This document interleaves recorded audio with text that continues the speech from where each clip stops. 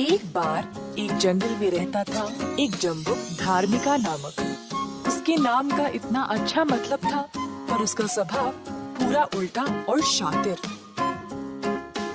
एक बार वो जंगल में घूम रहा था खाने की खोज में, जब उसको एक बिल मिला जिसमें बहुत सारे चूहे थे। धार्मिका ने देखा कि सारे चूहे आराम से अपने मुखिया चूहा के साथ रह रहे थे।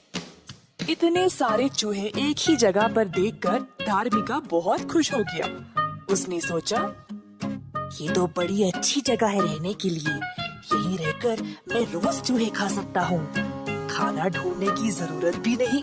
इन चूहों को तो मैं जीवन भर तक खा सकता हूँ।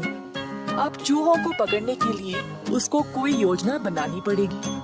काफी देर तक सोचने के बाद जम्बुक ने निर्णय लिया कि वह एक साधु के रूप में उनके सामने जाएगा। धार्मिका उनके बिल के बाहर एक पैर पर खड़ा हो गया, अपना मुंह खुला और आंखें सूर्य की ओर। उसी समय चूहों का मुखिया बाहर आया। धार्मिका की मुद्रा को देखकर हैरान रह गया। श्रीमान, आप यहाँ क्या कर रहे हो?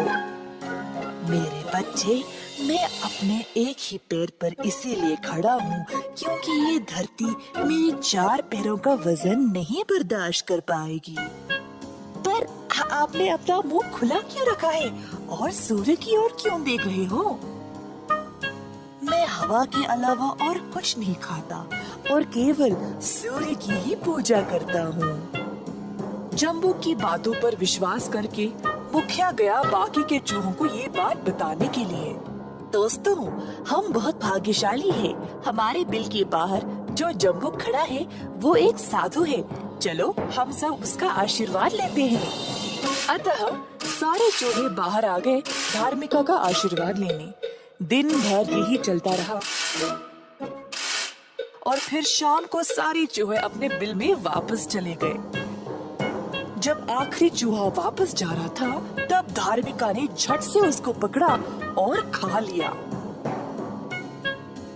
रोज यही चलता रहा और जब भी मौका मिले धार्मिका एक एक करके चूहों को खाता गया। पहले पहले चूहों ने ध्यान नहीं दिया, पर दिन पे दिन उनकी आबादी कम होती गई। ये बिल में पहले बहुत भीड़ हुआ करती थी, पर अभी खाली खाली लग रहा है ना?